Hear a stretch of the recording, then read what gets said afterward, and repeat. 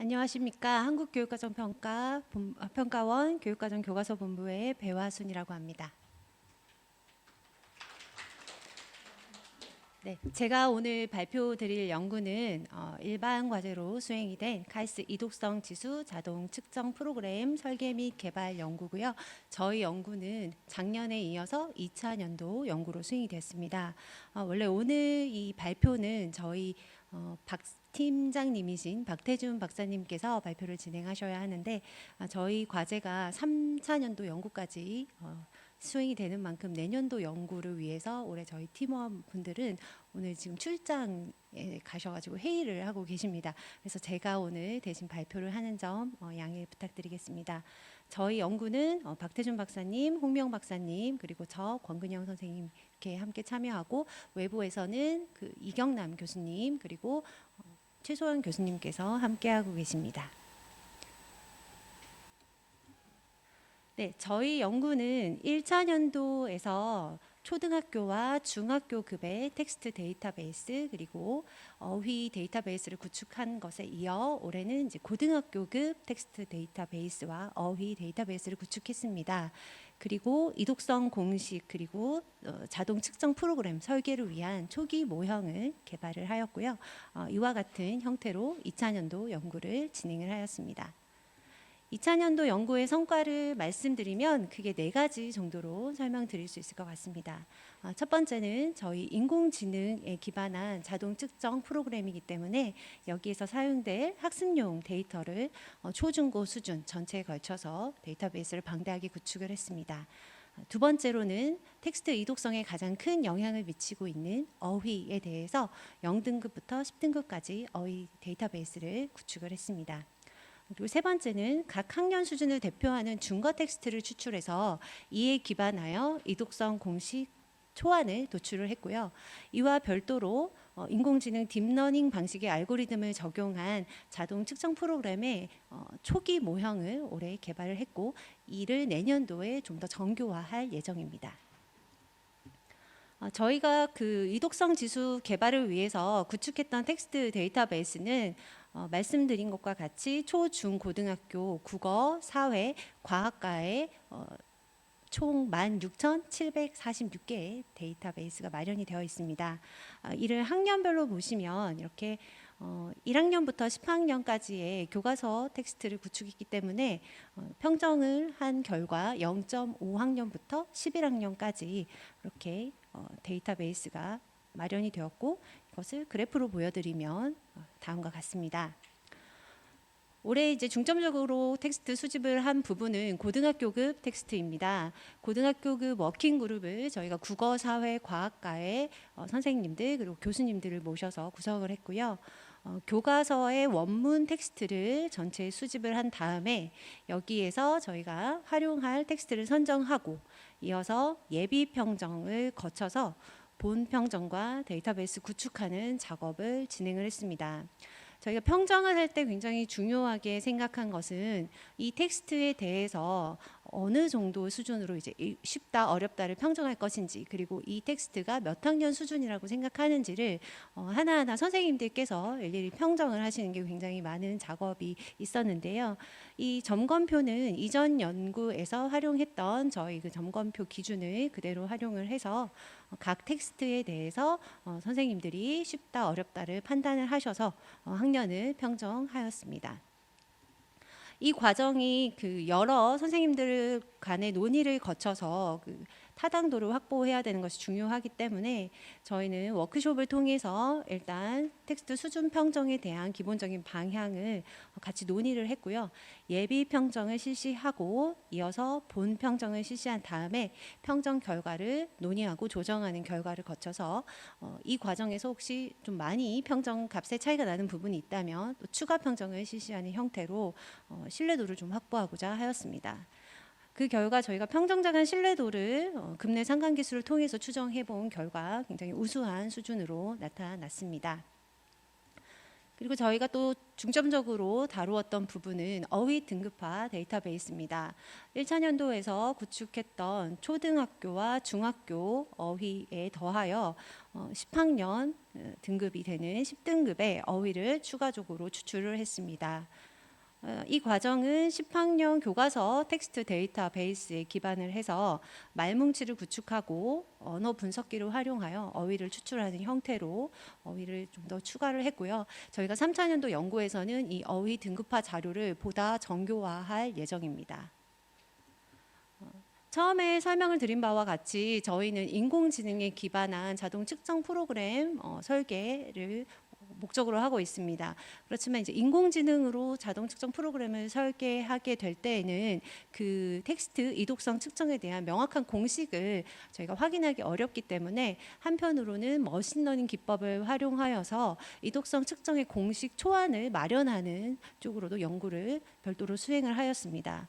이를 위해서는 중거 텍스트를 국어, 사회, 과학에서 별도로 추출을 하여서 이와 같은 형태로 중거 텍스트를 마련을 했습니다.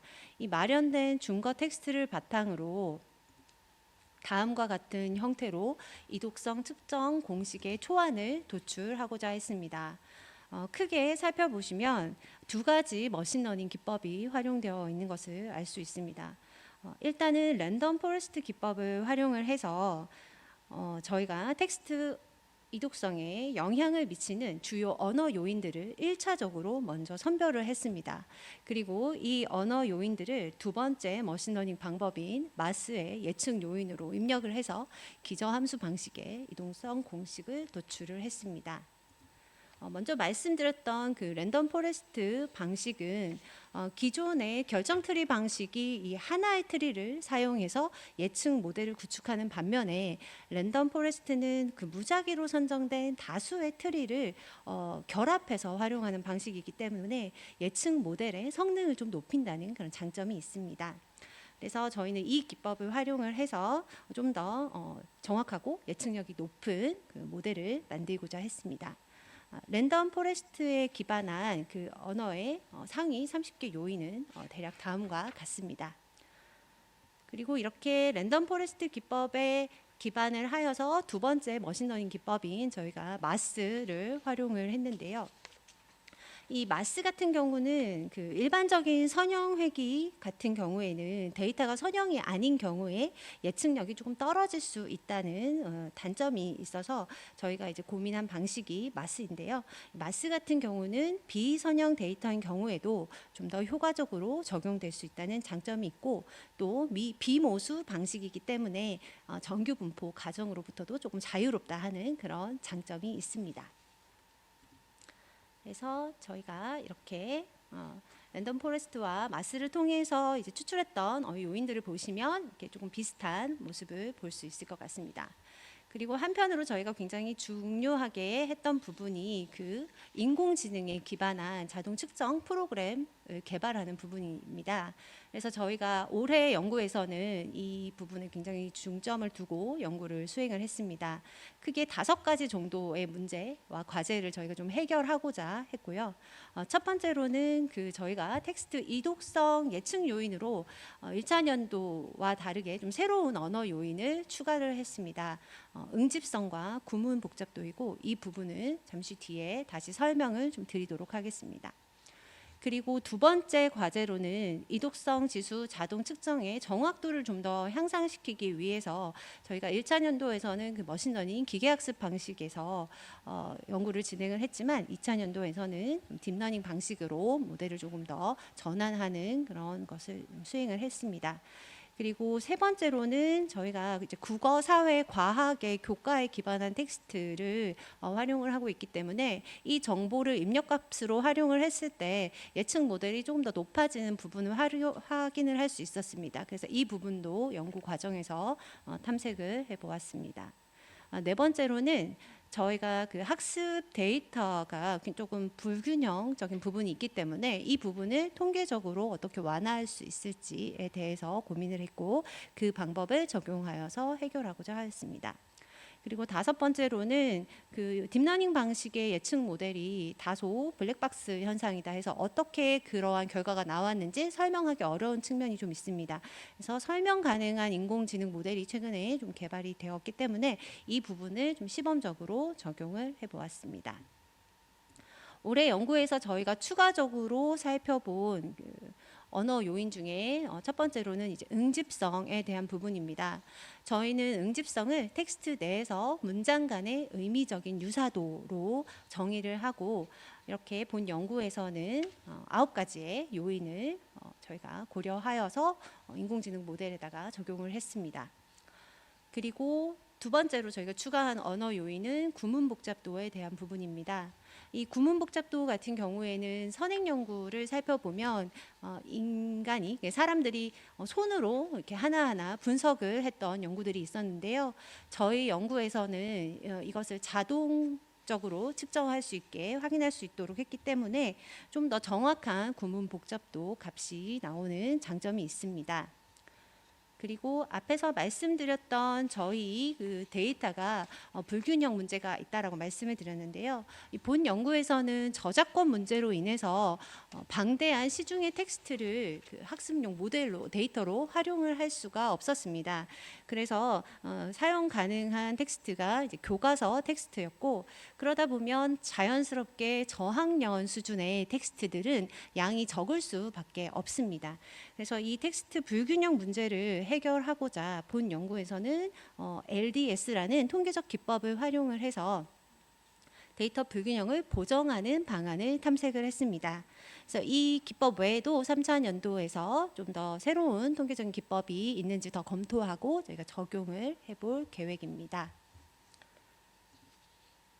저희가 인공지능 기반의 이독성 예측 모델의 개발 절차를 이렇게 간단하게 그림으로 제시를 해보았습니다. 저희가 구축했던 모든 데이터 중에서 트레이닝 데이터라고 해서 일부를 이제 학습용 데이터로 상당 부분을 학습용 데이터로 활용을 하였습니다. 그리고 이 학습용 데이터 외에 밸리데이션 데이터라고 해서 검증용 데이터를 따로 두고 그리고 테스트용 데이터를 따로 뒀는데요.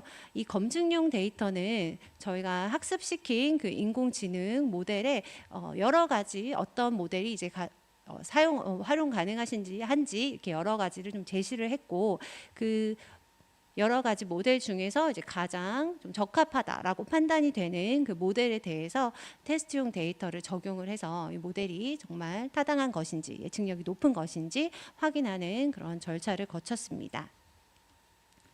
그래서 올해 저희가 초기 프로그램 개발한 것에 성능을 좀 평가를 해보았습니다. 1차 년도 모델에 비해서 2차 년도에 저희가 인공지능 모델에 기반한 것이 아무래도 조금 더 오차가 적은 것으로 나타났는데요. 두 가지 지표 모두 그 에러라고 이가 이렇게 붙어 있는데 이 오차는 사람이 평정한 값과 인공지능이 평정한 값의 그 차이를 의미합니다. 그래서 이 값이 적으면 적을수록 예측력이 높다라고 볼 수가 있습니다. 그래서 여기 0.628이라고 되어 있는 부분을 보시면 인간 평정자가 평정한 값과 그리고 저희 인공지능 모델이 평정한 값의 차이가 한 0.6학년 정도다 이렇게 보시면 될 것 같고요. 그래서 요 성능을 조금 더 높이는 것에 중점을 두면서 이제 3, 4년도 연구가 계속 수행이 될 예정입니다. 그리고 다음으로 보여드릴 부분은 저희가 이 이독성 자동 측정 프로그램은 많은 사람들이 학교 현장에서 이렇게 활용할 수 있는 데 기반을 두고 있기 때문에 올해 연구에서는 일단 기본적인 인터페이스를 한번 마련을 해보았습니다. 물론 이 부분은 내년도에 좀 더 많이 정교화되고 사용성 테스트 등을 다양하게 거칠 예정입니다. 저희가 굉장히 이제 중요하게 생각하는 이 인터페이스 부분에서는 일단 텍스트를 입력을 하면 그 텍스트의 수준이 평정이 되고 텍스트가 뭐 몇 학년이다 이렇게 나오는 것에 그치지 않고 이 텍스트에 어떤 어휘들이 사용이 돼서 이 등급이 나왔다. 그리고 이 텍스트는 어느 정도의 구문 복잡도를 가지고 있다라는 정도의 좀 상세한 설명을 함께 보여주고자 합니다. 그렇게 할 때 이제 사용자들이 좀 더 다양한 정보를 얻을 수 있고 저희 프로그램이 좀 더 널리 활용이 될 수 있을 것이다라고 저희 연구진은 판단을 하였습니다. 그래서 이렇게 색깔로도 표시가 되고 좀 더 시각적으로도 잘 보일 수 있도록 연구진이 지금 현재 고민을 하고 있습니다. 저희 연구는 이렇게 올해 연구를 진행을 하였고요. 이 연구 결과에 기반을 해서 다음과 같은 후속 연구와 그리고 교육 정책적인 연계 방안을 제안을 하였습니다. 일단은 저희 이독성 지수 자체가 좀 더 정교화되어야 하기 때문에 이 지수가 적절한 것인지 앞으로 계속 좀 더 보다 정교화하는 3차년도 연구를 수행을 할 예정입니다. 그리고 이독성 지수를 좀 더 사용성을 강화하고 편리하게 활용할 수 있도록 하기 위해서 아까 보여드렸던 그 지수가 제시되는 결과에 대한 부분을 좀 더 사용자의 해석에 편리할 수 있도록 인터페이스 등을 좀 더 구축을 할 예정이고, 저희가 이 프로그램 자체를 온라인 서비스 등을 할 수 있는 방안도 앞으로 연구가 되어야 한다라고 이렇게 제안을 하였습니다. 그리고 교육 정책적으로 연계하는 방안도 크게 교육과정 측면, 교수학습 및 평가, 그리고 독서 측면에서 제시를 하였습니다. 일단 국가수준 교육과정에서 이독성 지수를 어떻게 활용할 수 있는지 제시하였고, 단위학교에서 교수학습이나 평가를 할 때 저희가 개발한 이 프로그램들을 어떻게 활용할 수 있는지, 그리고 선생님들께서 수업을 하실 때 다양한 텍스트의 이독성 지수를 측정을 해보시고 이제 수업에서 자유롭게 가공하시는 방안까지 저희가 정책적으로 제안을 해보았습니다.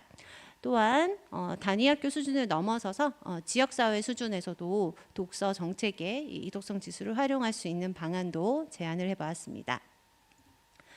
이러한 연구를 통해서 저희는 이제 다음과 같은 연구 결과의 효과를 기대하고 있습니다.